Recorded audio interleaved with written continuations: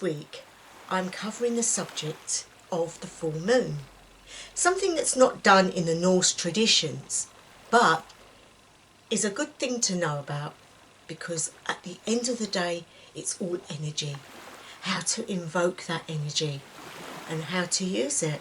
So if you're interested, carry on watching.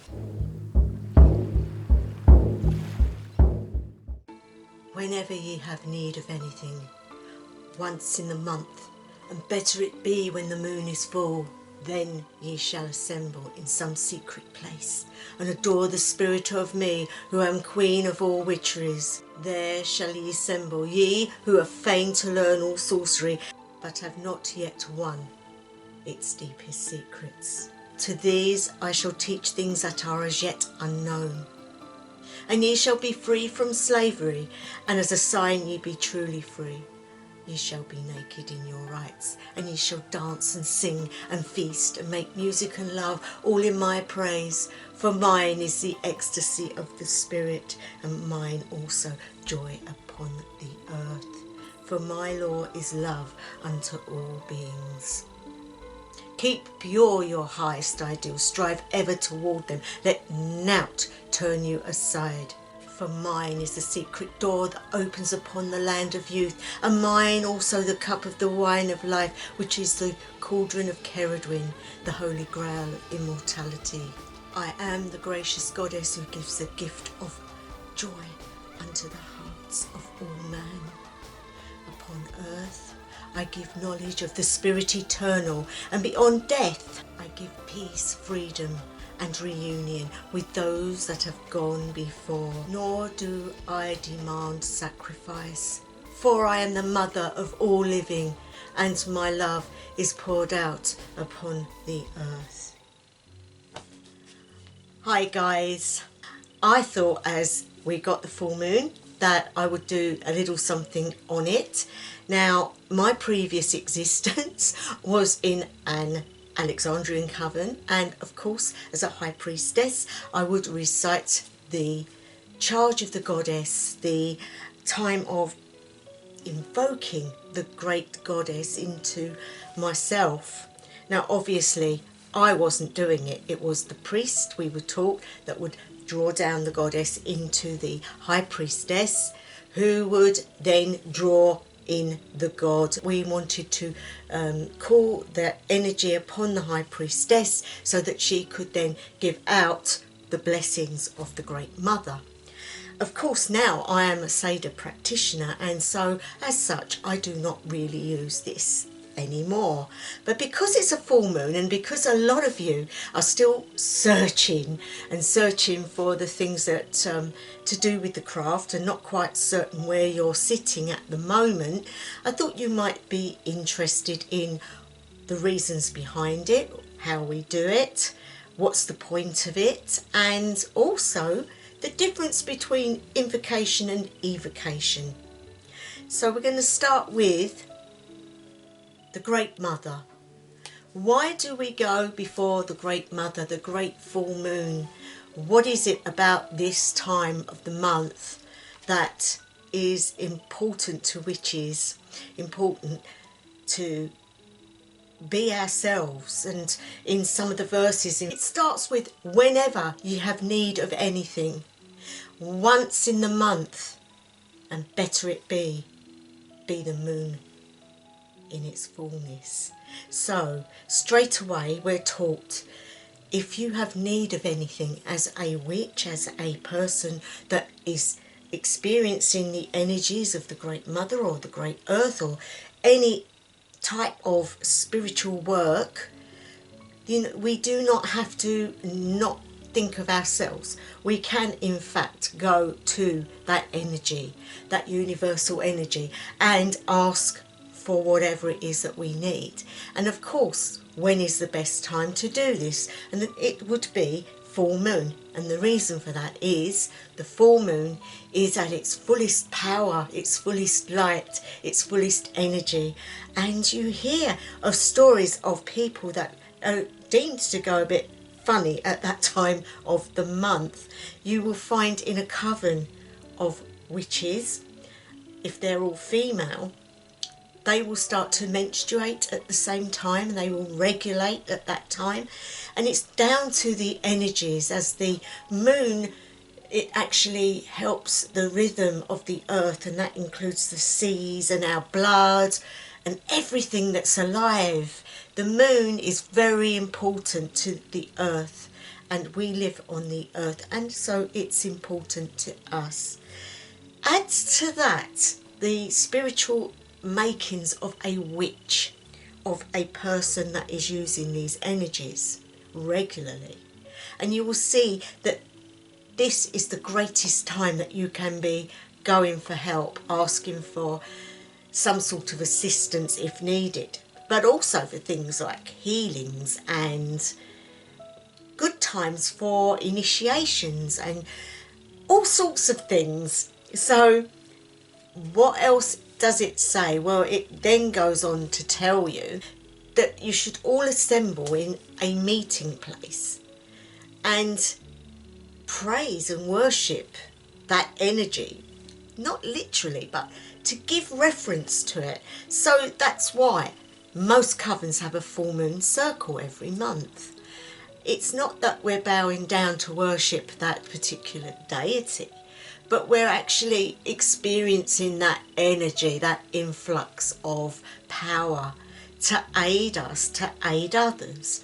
In other words, if you was to stick a plant under the moonlight, it's as good, if not better, than the light from the sun, because the moon's light comes from the sun as well. It then goes on, guys, to tell you about those who have not yet won its deepest secrets of sorcery and magic and working with energy, but you are still welcome to come before that energy itself and receive, because that's what it's about. To become naked in your rights, sky-clad, nothing between you and the sky. So the reason for that is not the fact that the moon cannot penetrate through clothes, because it can, but if you are to stand there naked in your rights, the energy will come upon you, and you will be saying to that energy, wow, I really want you, and I have abandoned myself for you. And that will then let the energies come in, because you've opened that door yourself by becoming ritualistic, by doing things in a ritual way. You are saying, I'm here, I'm present. It's also explaining that by being naked, you are not a slave to what the world expects. You are doing what you think spiritually is okay. There is no one telling you you cannot do that. And so you are free from slavery.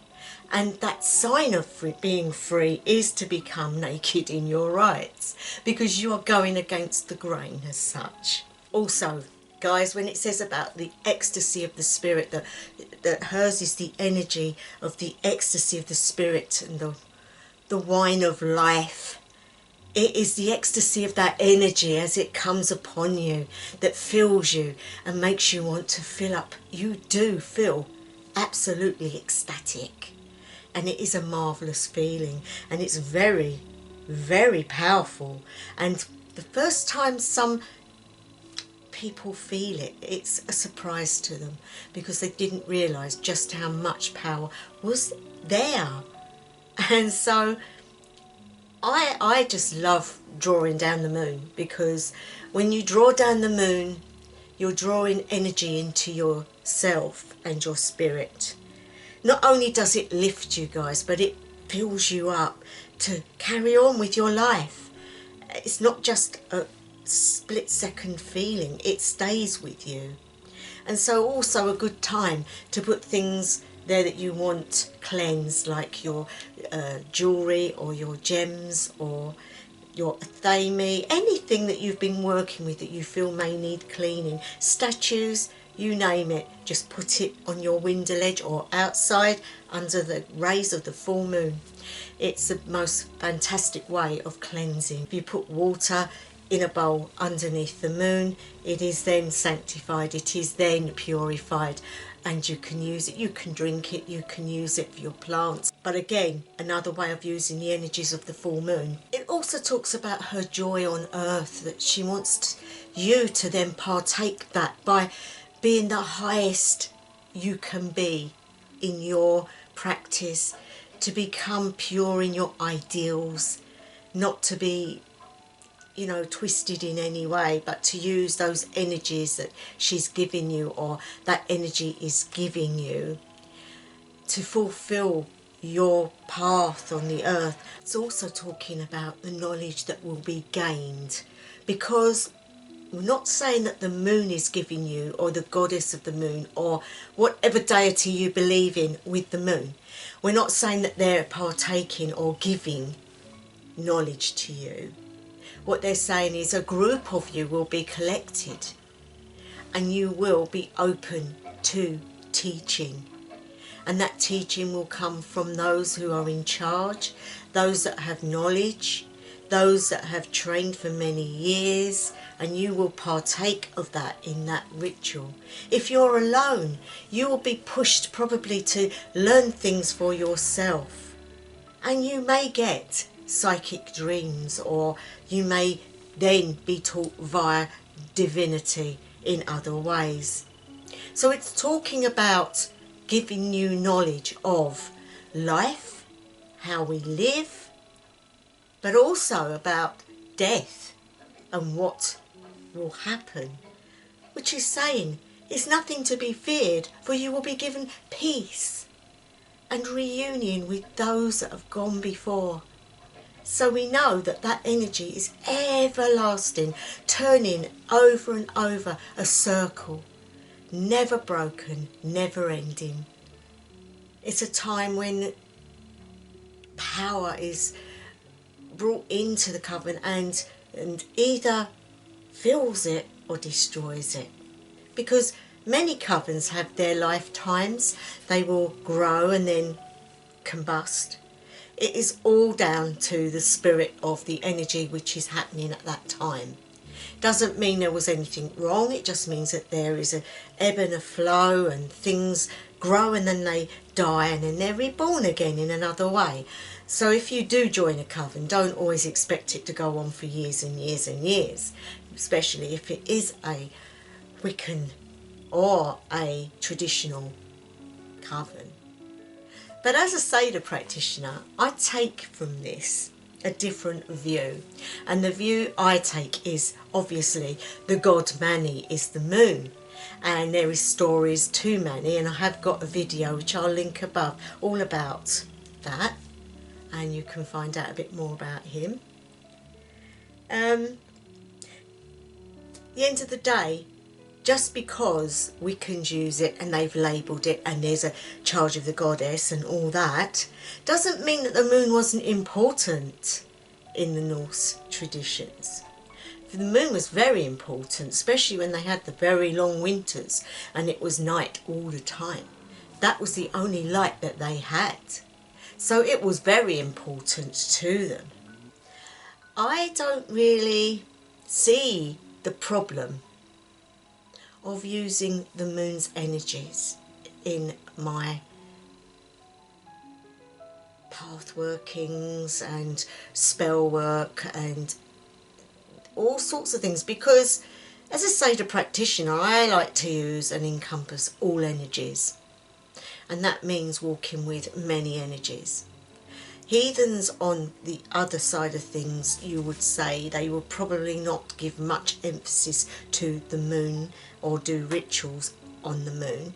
It would be done more specifically for earthly produce, you know, the crops and the timing of the seasons and things like that. Also the light in the darkness. But for somebody like myself as a seer, I like to take from what energies I can gain, because all energy is from the same place.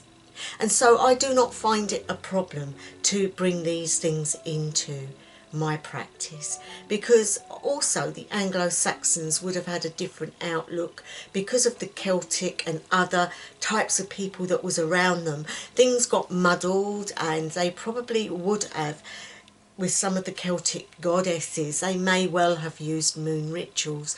Who can say there's nothing written about it? So I like to go by my gut instinct, guys, and something that I think that all people should do, and that is to follow how you think you should be doing things. And if that involves using the energies of the full moon, then so be it. And there's nothing wrong in that, because once you've stood under that moon, and I like to point my thame up, and somehow it drains that energy into my thame. I then hold it upon my breast and I make an allegiance to my path. I'm not doing it to a deity. I'm doing it really to emphasize where I'm at, emphasize how I feel.